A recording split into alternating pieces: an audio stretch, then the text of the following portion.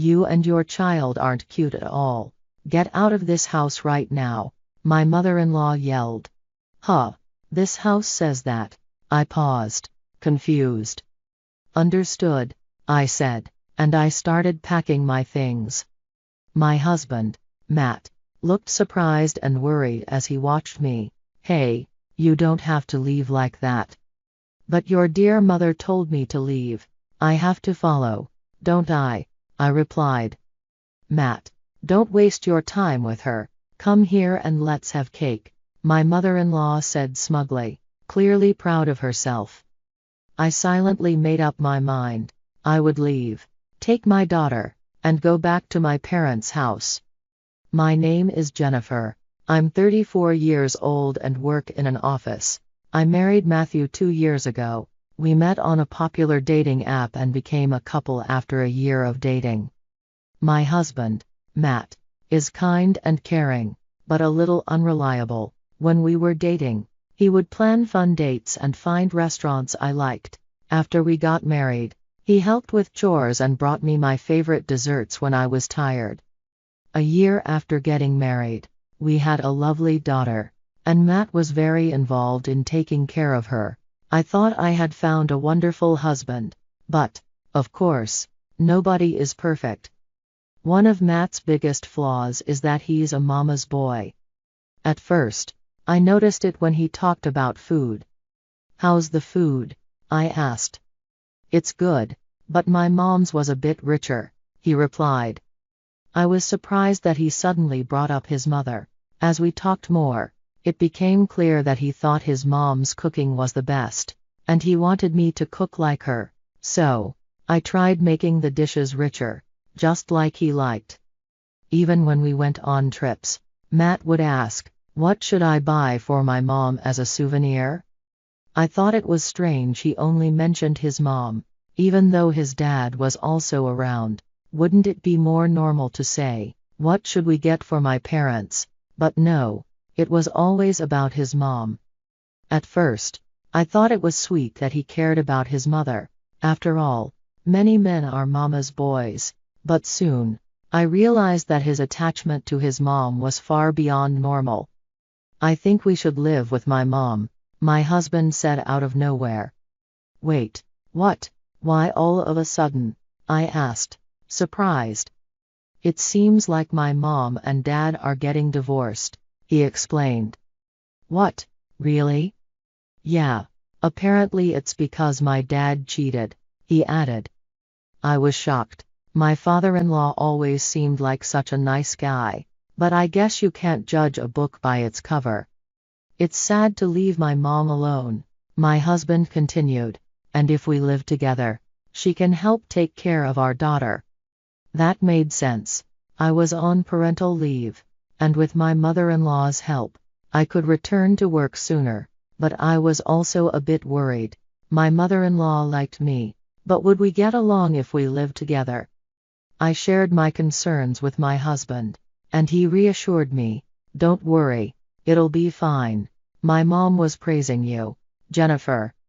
Hearing that made me feel better, and I thought maybe we could get along living together. However, I quickly realized how naive I had been. When my mother-in-law moved into our apartment, her attitude completely changed. She suddenly started being rude. I can't believe you get to live in such a nice apartment. It's so annoying, she said. Huh? Don't forget that you have this life thanks to my son, she yelled. I didn't understand why she was so angry, but I quietly replied, well, Matthew works hard and helps with chores, so I'm grateful. Her response wasn't totally wrong, so I just said, yes, I'll keep that in mind. At least you're obedient. That's good, she said. From then on, she would get mad at me over the smallest things. Why are you using soy sauce on the fried eggs? You're supposed to use sauce. The bath is lukewarm. Make it hotter next time. Why isn't there any ice cream after my bath? You should always have some ready. She barely did any housework even though she was home all day. I had hoped she would help more with our 1-year-old daughter, But she only did it when she felt like it and lost interest quickly. Living together was much harder than I expected. I realized that my mother-in-law's overprotectiveness toward her son was even worse than Matthew's attachment to her. "Matthew, how was work today?" she asked. "It was tough. My boss was on edge because we were so busy, so I had to be careful," Matthew explained. "Oh my, that's unforgivable. Should I protest to your company for allowing this power harassment?" Really? Over that?" Matthew looked surprised. "It's okay, Mom. We have to forgive and be patient," he said. "Oh, what a kind child you are. Just like an angel," she exclaimed. It felt strange to hear her call a grown man in his 30s an angel. "Thanks, Mom. But if things get worse, I'll ask for your help," Matthew replied. "Of course," she said, eagerly. It was ridiculous that she was ready to fight his battles at work, all based on his mood. I regretted agreeing to live with her and felt like I might go crazy if I stayed in the house all the time. So, I decided to put my daughter in daycare and return to work. When I told my mother-in-law, she got angry. "Why do you have to work too?" she snapped. I replied, "But you can enjoy having the house to yourself, right?" It seemed like she liked the idea, so she just said, "Don't neglect your housework," and didn't get any angrier. Dealing with her was exhausting because I never knew what would upset her. Luckily, my stress levels went down once I started working and spent less time with her, but about a year after we started living together, a new problem came up. It was my daughter's second birthday. We had a small party with cake and gifts. But my daughter had entered the terrible twos, and her mood swings were at their peak during the party. "Come on, here's a present. Open it," my mother-in-law said, handing her a gift. "No," my daughter shouted, pushing the present away. My mother-in-law was surprised by my daughter's reaction, but she held back her anger, thinking the cake might cheer her up. She scooped some up with a fork and tried to feed her. "Here's your favorite shortcake," she said. But again, my daughter said, "No," and swatted the cake away. The cream flew and landed right on my mother-in-law's forehead. "That was it," my short-tempered mother-in-law snapped. She shouted at my 2-year-old, "Enough. You're acting out because I've been nice to you." Startled, my daughter burst into tears. "What are you doing? She's just a child," I said as I quickly hugged my daughter to comfort her. "Shut up. What an unlovable grandchild," my mother-in-law spat. "Well, you're an immature grandmother," I shot back. "What did you say?" she yelled. It was shocking. No adult should talk to a toddler like that. "Shut up. You're such a disrespectful daughter-in-law. Can't you fix that attitude of yours?" she screamed. As we argued, my husband finally joined in, but instead of defending us, he sided with his mom. "You should be protecting your daughter, not hiding behind your mother," I said angrily. "We can always have more kids, but I only have one mom," he said. I couldn't believe my ears. That's the worst thing I've ever heard. What a horrible thing to say. "Hey, don't talk bad about Matthew," my mother-in-law cut in. "Neither you nor your child are cute. Get out of this house." I stopped myself mid-sentence. This house," I began but then paused. "Understood," I said calmly, and I started packing my things. My husband looked flustered and said, "Hey, you don't have to leave."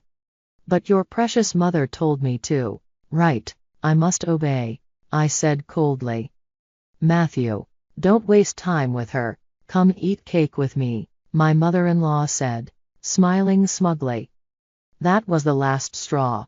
I silently vowed to stand up for myself, took my daughter, and left to go back to my parents' house. I ignored the several calls from my husband and focused on what I needed to do. I prepared the divorce papers and sent them to him. He filled them out and sent them back, so I submitted them to the city office right away. Then, I called my now ex-husband. I submitted the divorce papers, so thanks for filling them out. Yeah, so me and my mom can keep living in this apartment. Right, you left on your own, he said. Sure, as long as you pay the rent, I replied. Of course, this was the apartment you rented, so I was worried when you left, but I figured I just need to change the lease to my name. Thanks for providing a comfortable place for me and my mom. I'm glad it worked out, I said. By the way, how much is the rent?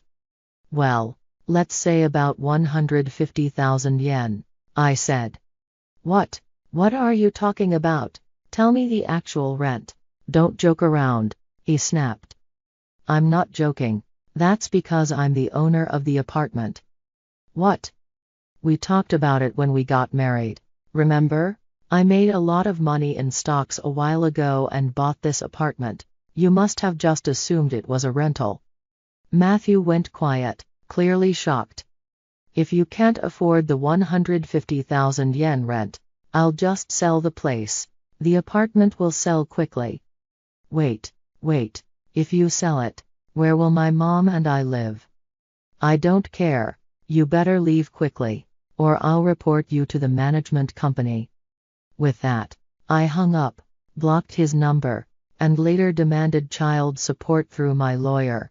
According to the lawyer, Jennifer's ex-husband looked tired and worn out. It must be hard for him, both mentally and financially, to pay child support while also supporting his mother. His mother even came with him to the negotiations, and the two of them spent the whole time blaming each other. It's your fault, they kept saying.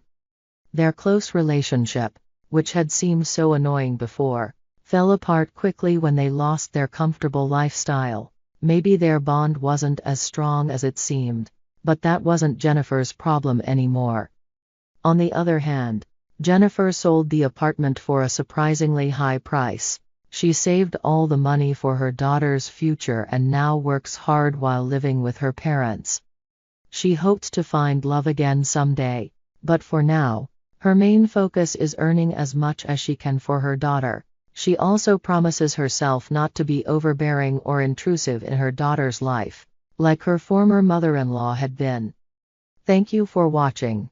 If you enjoyed this, please subscribe to the channel. See you in the next video.